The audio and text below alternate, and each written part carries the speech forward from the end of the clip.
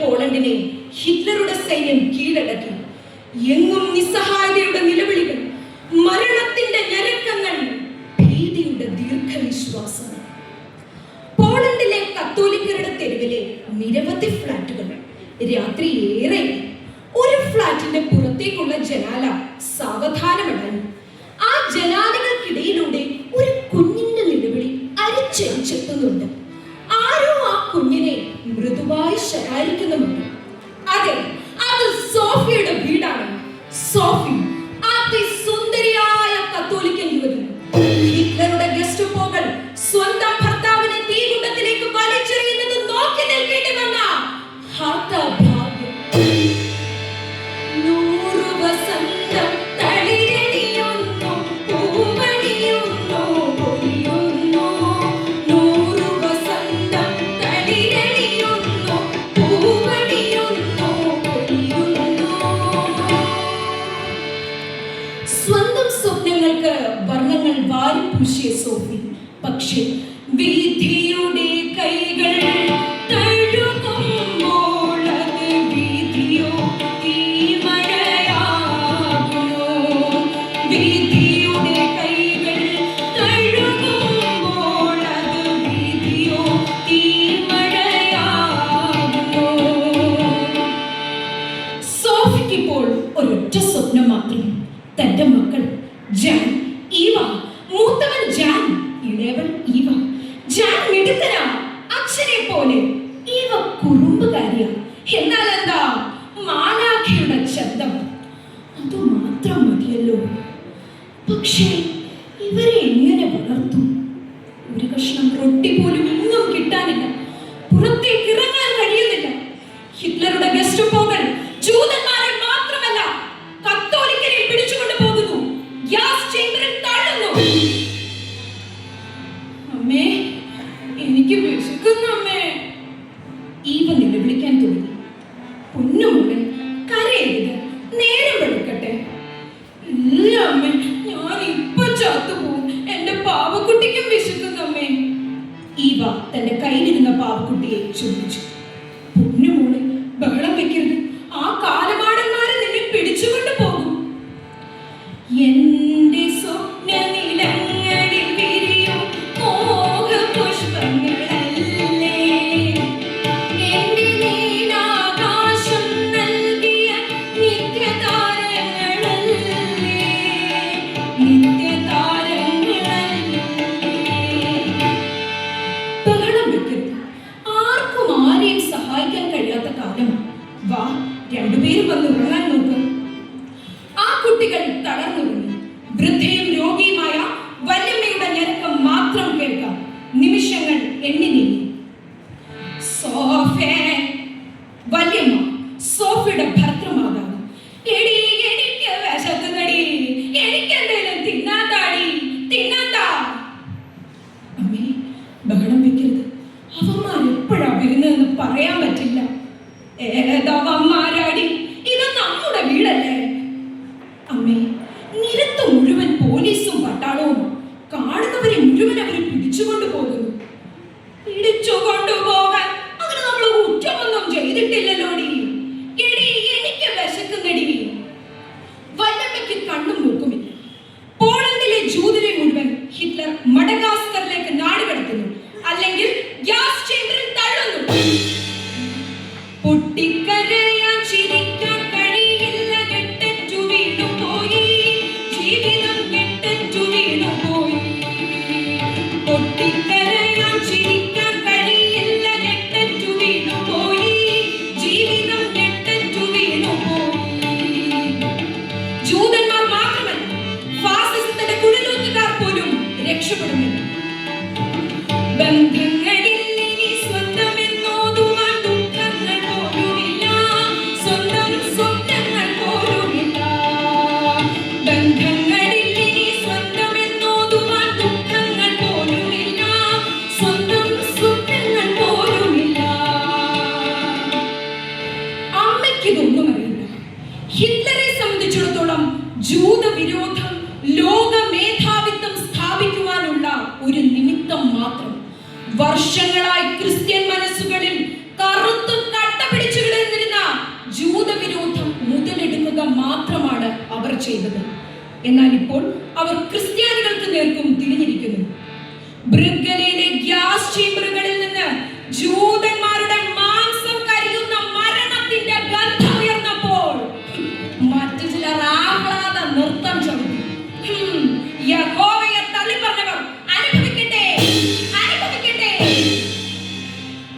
കഴിഞ്ഞ ദിവസം ജർമ്മൻ സൈന്യം കന്യാസ്ത്രീ മഠത്തിലേക്ക് ഇരച്ചുകയറി. ഹിറ്റ്ലറുടെ ഏറ്റവും പുതിയ ഓപ്പറേഷൻ ദൈവത്തിന്റെ മണവാട്ടികൾ വിഫലതയോടെ പരക്കമായിരുന്നു. മാനം കാക്കുന്നതിന് വേണ്ടിയുള്ള ആർത്തനാദങ്ങൾ, കാക്കിക്കുള്ളിൽ നിന്നും പൈശാചികമായ അട്ടഹാസങ്ങൾ മുഴങ്ങി. നൂറുകണക്കിന് കന്യാസ്ത്രീകളെ അവർ ബലമായി പിടിച്ചു, ഉപദ്രവിച്ചു. പരിശുദ്ധരായ പെൺകിടാങ്ങൾ പിടഞ്ഞ് നിലവിളിച്ചപ്പോൾ മധ്യലഹരിയിൽ ജർമ്മൻ സൈന്യം തിമിർത്തു. കർത്താവിന്റെ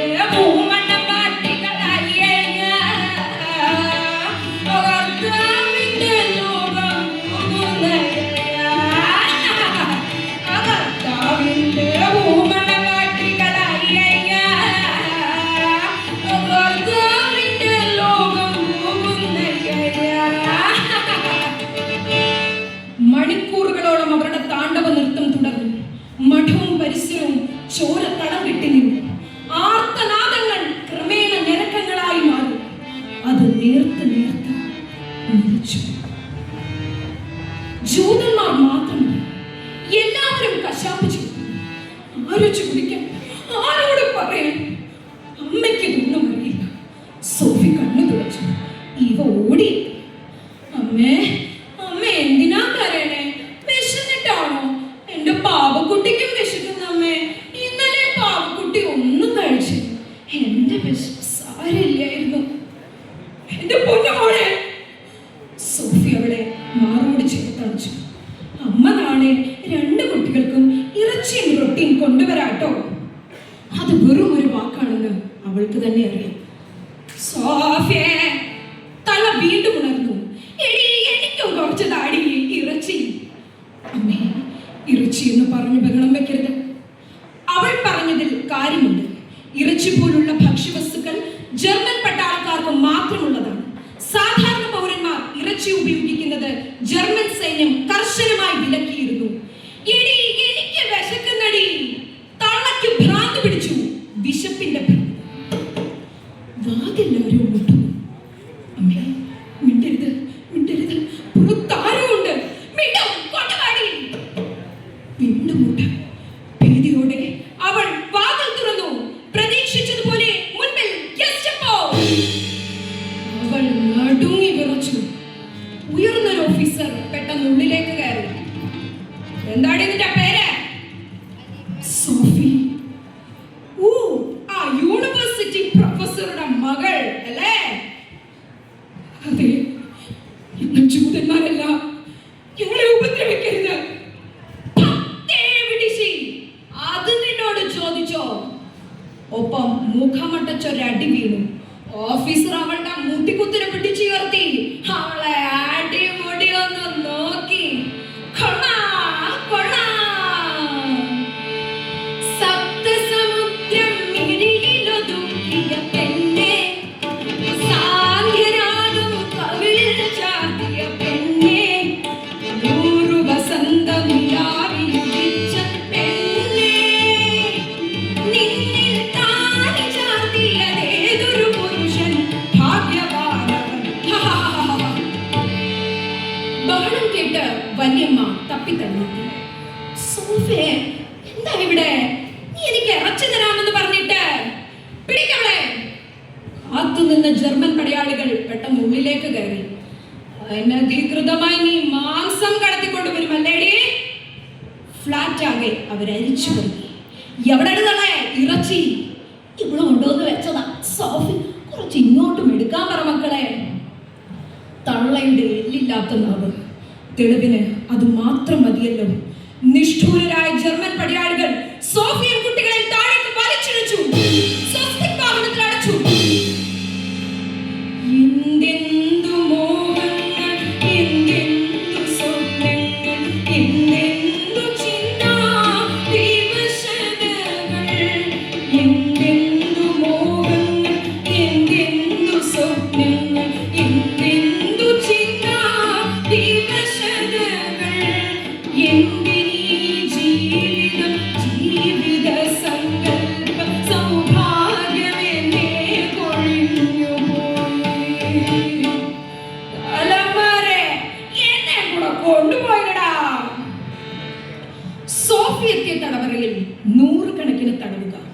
കുട്ടികൾ, യുവതികൾ, വൃദ്ധർ എല്ലാവരും തന്നെ ജൂതവിരോധികൾ. തടങ്കൽ പാളയത്തിന്റെ മേധാവി റൂഡോ ഹോസ്റ്റ് പതിവായി അയാൾ പാളയത്തിലെത്തും. സുന്ദരികളായ യുവതികളെ ഓരോരുത്തരെയായി അയാൾ ചോദ്യം ചെയ്യും. ചോദ്യം ചെയ്യൽ എങ്ങനെയെന്ന് സോഫിക്കറിയാം. പക്ഷേ എന്തു ചെയ്യും? ജർമ്മനിക്കെതിരായി ഞങ്ങൾ ചിന്തിച്ചിട്ടേയില്ല. ആയിരക്കണക്കിന് ജൂതന്മാർ കൊല്ലപ്പെട്ടപ്പോഴും ഹിറ്റ്ലറെ ഞങ്ങൾ തള്ളി പറഞ്ഞിട്ടില്ല. എന്നിട്ടും പതിവ് പോലെ പരിവാര സമേതം ഹോസ്റ്റിൽ കടന്നു വന്നു. എല്ലാവരും തയ്യാറായിക്കൊള്ളൂ. കൃത്യസമയത്ത് തന്നെ തീവണ്ടി പുറപ്പെടും. നിങ്ങളിപ്പോൾ ബ്രിഗലയിലേക്ക് പോകുന്നു. ബ്രിഗല ഹിറ്റ്ലറുടെ കോൺസെൻട്രേഷൻ ക്യാമ്പ്. 100 കണക്കിന് തടവുപുള്ളികളെ കുത്തി നിറച്ച തീവണ്ടി ബ്രിഗല ലക്ഷ്യമാക്കി പാഞ്ഞു. കരളിൽ ചുടുതിയേറിയുന്നു, കണ്ണീർ ചുടുനീരുയരുന്നു, മരണം മാടി പിടിക്കുന്നു, മൗനം പുകയായി പടരുന്നു. മരണം മാടി പിടിക്കുന്നു, മൗനം പുകയായി പടരുന്നു. സൈനികർ തടവുകാരെ വലിച്ചു പുറത്തേക്കിട്ടു. ഓടിയെത്തി കുട്ടികളെ ഒരു സൈന്യം ചവിട്ടിത്തെറിപ്പിച്ചു.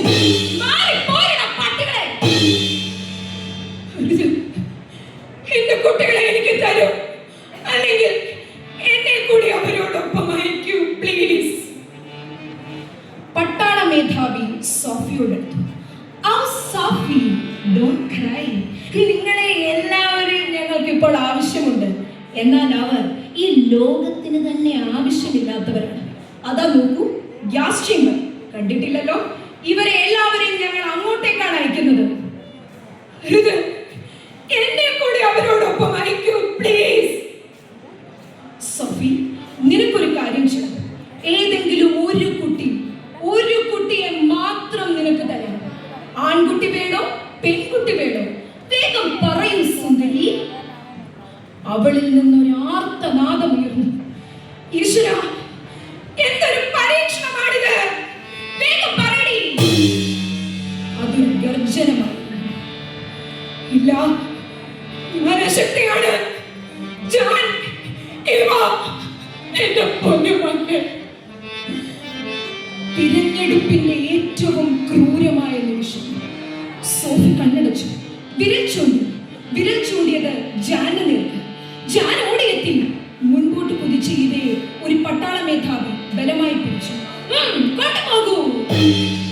അവർ ഗ്യാസ് ചേമ്പറിലേക്ക് നയിക്കപ്പെട്ടു. സൂര്യനും ചന്ദ്രനും താരങ്ങളും ആഴിയും അമ്പലവീഥികളും. സൂര്യനും ചന്ദ്രനും താരങ്ങളും ആഴിയും അമ്പലവീഥികളും.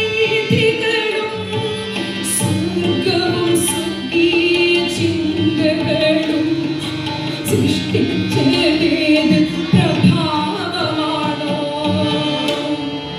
അമ്മേ, എനിക്ക് വിശക്കുന്നു. അമ്മേ, എന്റെ പാവക്കുട്ടിക്ക് വിശക്കുന്നു. എന്നെ കൂടെ കൊണ്ടുപോ അമ്മേ. എന്റെ പാവക്കുട്ടിക്ക് വിശക്കുന്നു. അവൾക്കറിയില്ലല്ലോ അവളും അവളുടെ പാവക്കുട്ടിയും പോകുന്നത് ഹിറ്റ്ലറുടെ ഗ്യാസ് ചേമ്പറിലേക്കാണെന്ന്. ലോകം കേട്ട ഏറ്റവും കരുണാമയമായ നിലവിളി. സോഫി ബോധ്യമറ്റ് നിലംപതിച്ചു. വിധി അവളെ വെറുതെ വിട്ടില്ല. സ്വന്തം മകൻ ജാനെ പോലും അവൾക്ക് ലഭിച്ചു. ഏതെങ്കിലും ഒരു തടങ്കൽ പാളയത്തിൽ യുദ്ധവും വിശപ്പും അവനെ കാർന്നു തിന്നേക്കാം. യുദ്ധാവസാനം സോഫി ജയിൽ മോചിതയായി. പ്രിയമുള്ളവരെ, ലോകത്തിന്റെ ഒരു ഭാഗത്ത് ജനങ്ങൾ ഉണ്ണുകയും ഉറങ്ങുകയും സ്നേഹിക്കുകയും ചെയ്തിരുന്നപ്പോൾ, ലോകത്തിന്റെ മറ്റൊരു ഭാഗത്ത് ജൂതന്മാർ മാത്രമല്ല, അവരുടെ ശത്രുക്കൾ പോലും ഹിറ്റ്ലറുടെ ഗ്യാസ് ചേമ്പറുകൾക്ക് മുൻപിൽ മരണം കാത്തുള്ള ക്യൂ നിൽക്കുകയായിരുന്നു. എന്നാൽ അതിന്റെ പൂർണ്ണമായ ഉത്തരവാദിത്വം ഹിറ്റ്ലർക്ക് മാത്രമുള്ളതല്ല. ഫാസിസ്റ്റ് ശക്തികളോടൊപ്പം ചേർന്ന് നിൽക്കുന്ന എല്ലാവരും തുല്യമായി പങ്കിട്ടെടുത്തേ മതിയാകും.